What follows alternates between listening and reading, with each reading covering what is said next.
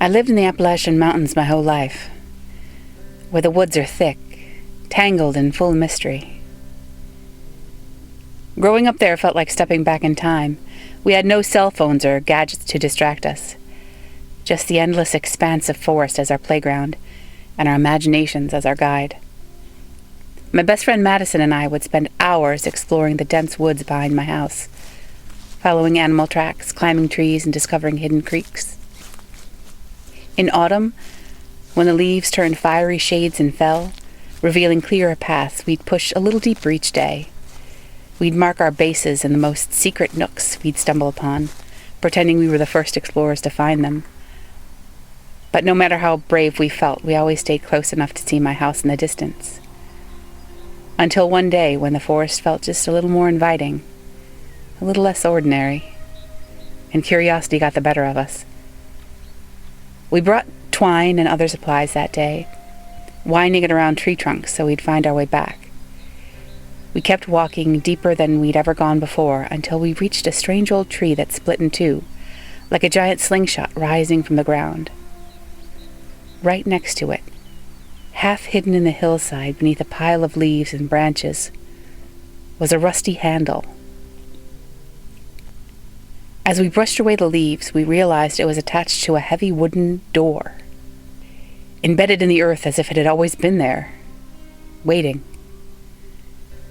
Hearts pounding, Madison and I both tugged on the handle, and the door finally broke open, revealing steps leading down into pitch blackness. Madison looked at me, unsure, but we felt compelled to go down. Maybe it was the mystery or the thrill of finding something forgotten, but we didn't hesitate. The air was thick and damp as we descended. When we reached the bottom, we found ourselves in a cramped room. In the middle of the floor lay a single, worn photograph. I held it up to our flashlight and froze. It showed two children, both girls, standing in front of a house that looked eerily like mine. The girls' eyes were so dark, and their grins twisted, a little too wide.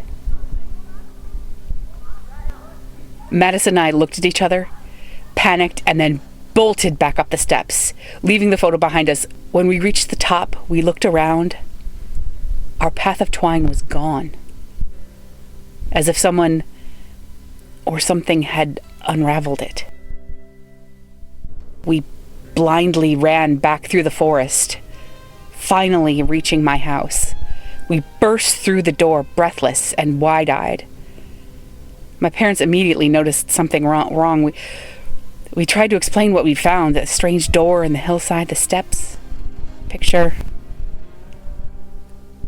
My mom's face tightened with concern, but my dad, always the skeptic, shook his head and laughed. But when he saw we were serious, they agreed to come with us, though I could tell they thought it was just kids' overactive imagination. With my parents in tow, we spent what felt like hours retracing our steps through the woods, following what we remembered of the path. We finally spotted the twisted, slingshot-shaped tree standing exactly where we found it before. My heart leapt. But when we scoured the area around it, there was no sign of the door. No rusty handle. No disturbed leaves. Just bare earth and untouched forest floor. It was like the whole thing never existed. My dad muttered something about kids and their stories. But as we walked home, I caught a worried look in my mom's eyes. Madison and I exchanged a glance too, and in that moment I knew we'd experienced something no one else would ever believe. Even now, 15 years later, Madison and I can't shake the memory of that day. We've gone back to those woods more than once, trying to find any trace of that hidden door, but it's as if it never existed. We have no explanation for what we saw, no way to make sense of it. Every time I visit home and glance up at the woods, a chill creeps up my spine. I almost expect to see the door waiting there, half buried and forgotten just as we'd left it. And no matter how hard I try, I can still see that eerie photo in my mind. The eyes, the strange grin, like it's burned into my memory.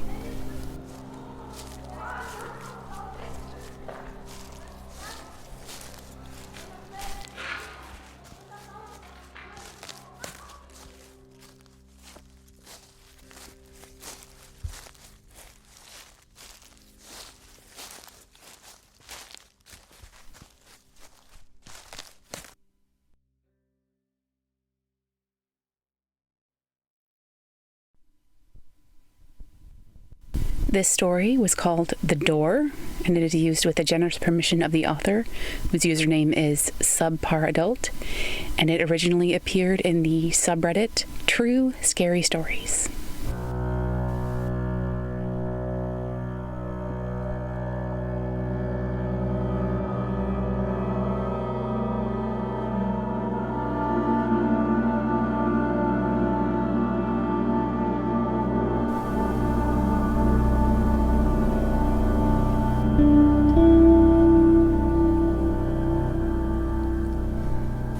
The woman at the door said her husband was inside my home. She was agitated and ran her fingers through her unwashed hair. "You have the wrong address. It's just me," I said. And then I lied. "And my boyfriend is here." No, please, just listen to me," she said, placing a hand on the door frame and leaning in towards me. I said I couldn't help her, and again she had the wrong address.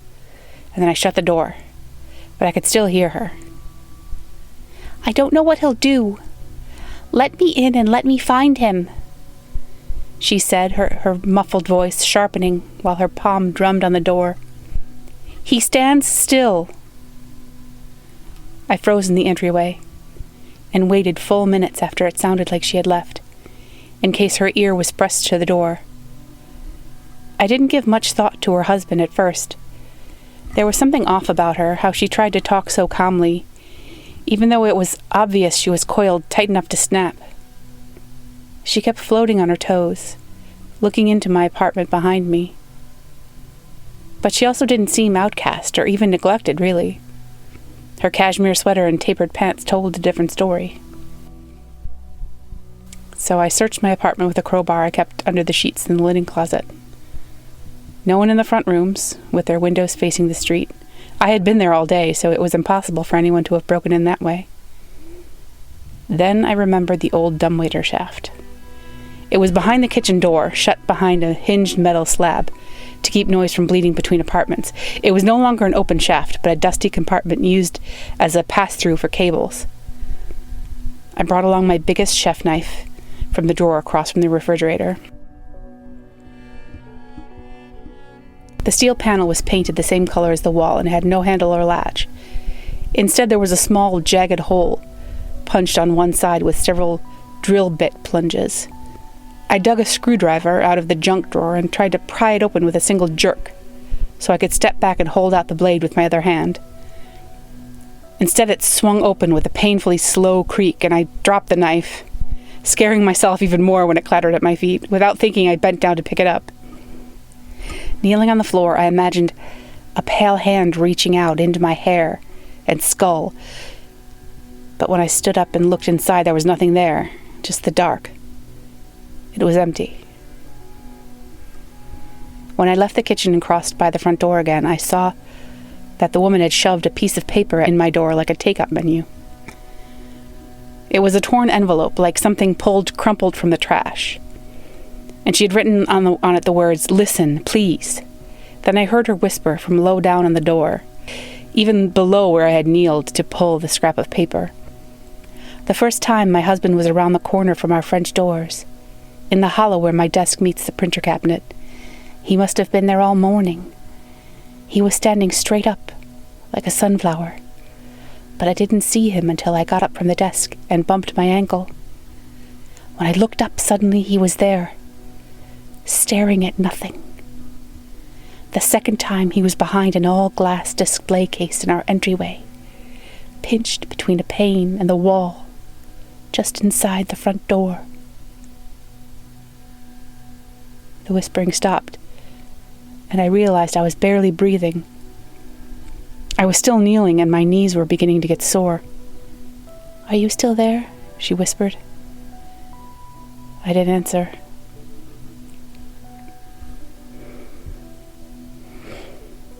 "He's gotten really skinny, and he goes through tubes of high SPF sunscreen whenever he's called out to his site, so now he's white as an electric socket. He can suppress his presence and take away your intuitive sense that another person is nearby.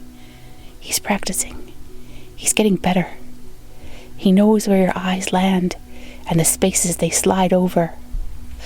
"Go away!" I screamed, before retreating to the farthest corner of my apartment, away from the front door.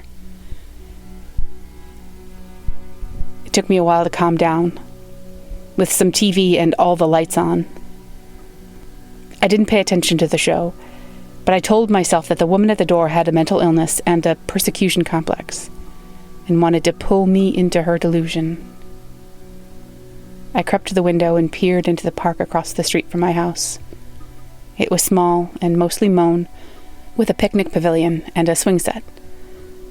But right across from me was a shaka forest, rising up, curling and unwanted. The sun was still up, but low enough for this thicket to be dark in its own shadows. I looked for her there, expecting, I don't know what, 2 red eyes. I didn't see her, and I opened the blinds fully. A few families were playing volleyball down at the farthest end of the park, but it was otherwise empty. Then I caught the blue light off of an e-cig. It was her, seated in a shadowed beach chair with her legs stacked casually in front of her. I could barely see her face, but it looked as if she was staring into my windows. I debated whether to go out to confront her, but when I turned around, I saw her husband.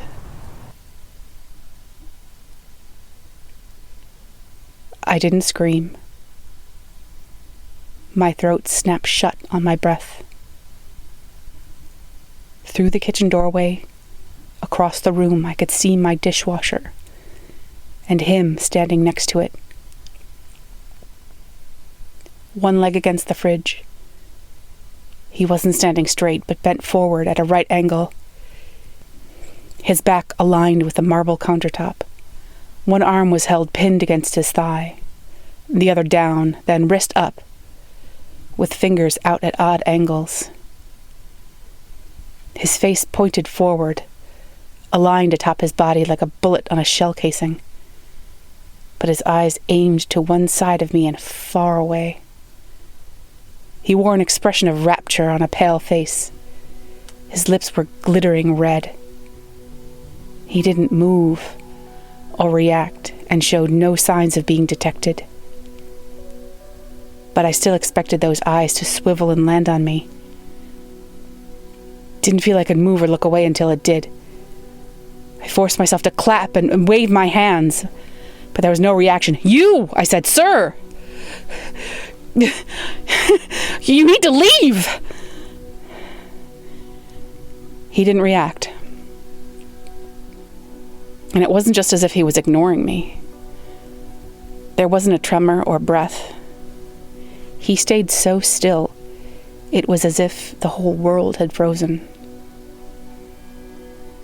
I called 911, of course. The operator urged me to get out of the house as quickly as possible. I stayed on the line with the operator, but there was nothing left to say. My only way out was past him. Acid filled my stomach. There was no way I could cross that room. I considered tossing something at him or attacking him, but there was nothing more dangerous than a TV remote nearby. The operator said something about officers on the way, and my phone slipped from my hand in the rush to bring it back to my ear. My eyes never dropped from the husband, who didn't flinch when my phone crunched on the impact, then clattered across the floor and under the couch. I lowered myself to my hands and knees and considered crawling over and reaching under until I realized it would put him out of sight. It was better to escape. Maybe I could crawl by him without touching him, and he'll stay frozen. Or would he just grab me when I got close? I didn't have a choice. At the threshold between hardwood and tile, I looked down at my hands on the floor and when I looked up he was gone. But it was only for an instant, because suddenly I could see him again, just in front of me. He hadn't moved. My eyes had let him go and struggled to find him again, like he wasn't where I expected, or I'd somehow forgotten him. The arms holding me up shook so violently that I pitched forward, landing on the side of my face with a smack. I landed right at his feet but didn't touch him. Pushing back on the heels of my hands, I rolled backward and slammed into the cabinet behind me, hard enough that I heard the fiberboard crack inside the door. I could crawl by him now, but first watched him for any sign of movement. He was in a khaki t-shirt that didn't quite match the wood cabinetry or stand out from the white refrigerator at his back. Nor were his dark pants much of a match for the brushed chrome of the dishwasher, though I could see he had a sliver of something shimmery silver, like a lanyard loop, hanging out of his pocket. I don't know how he could have disappeared from my sight, but he didn't seem to notice me. I strained to keep an eye on him over my shoulder as I crawled past, until I couldn't move slowly any longer. I scrambled to my feet, tumbling into a standing position, and then a headlong run where I couldn't tell my heartbeats from the pounding of my feet on the floor. After struggling with the lock, I finally squeezed through my front door and shut it behind me without looking back. The police came, searched my apartment, found no one. I tried to explain that he might still be there, that they just hadn't seen him. But they wouldn't come back in with me. They wouldn't search the park either. They were annoyed I wouldn't go back inside, and eventually left.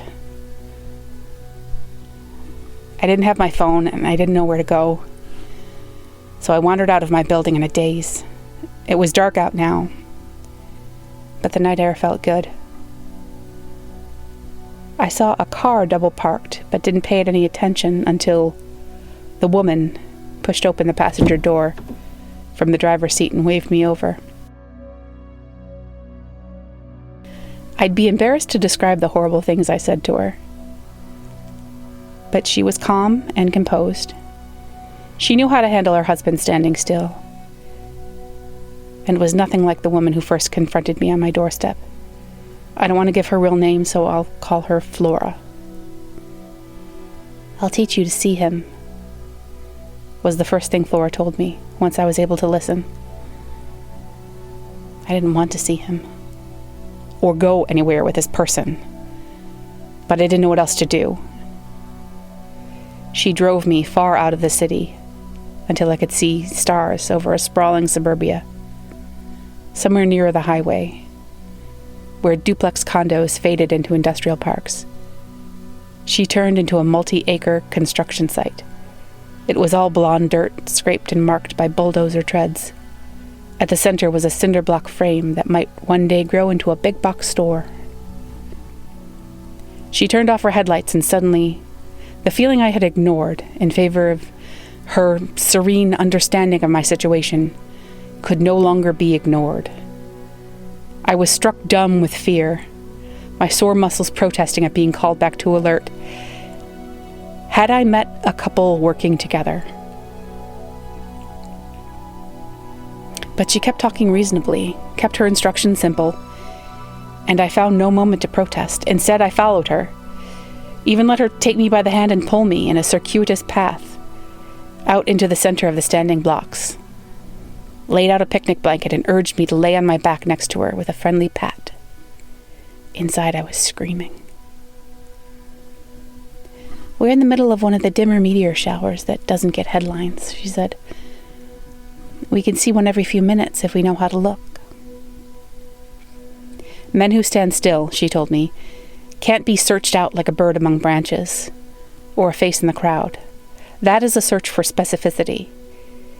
Even if you could live in a state of constant scrutiny, where every pixel of reality is examined, you would not often find these unmoving men. They slip into your scotoma and escape your attention, because they are no longer objects to be found." "There's one," she said, pointing to a part of the sky. "Did you see that one?" I hadn't. "Because you're darting around looking for shooting stars," she said, "instead of looking at the surface of reality." Her husband had receded into the sky of our day-to-day existence, she said. When standing still, he wasn't an object to be found in space, but had shut down every part of himself to become permanent. She taught me to make my eyes flat, to search without an idea of what I wanted to see. To see them, you could no longer want anything from the sky, she said. You have to deaden yourself to know what surrounds you. I laughed when I saw the first shooting star, and I forgot about my terrible day. And there was another, and another. Now, please don't be afraid, she said, sitting up and placing her hand on my goose-pimpled forearm. I looked around with my meteor eyes. There were men standing in strange shapes, pressed against the cinder blocks, standing in the mud at bent angles, and even across the street holding themselves straight.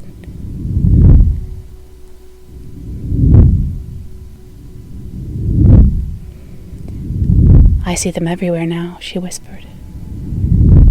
There are so many of them standing still.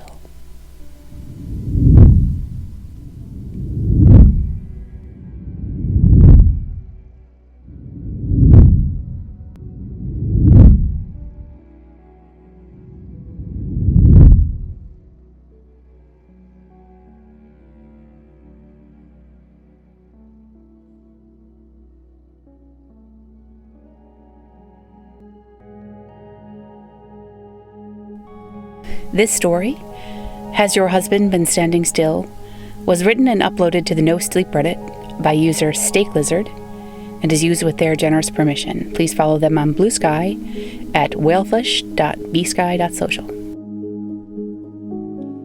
You've been listening to The Paranormal Activity. I'm Sarah. Thanks so much for spending time with me. Please rate us 5 stars, drop a comment, drop a like, subscribe. And I appreciate you. I'll catch you in the next one.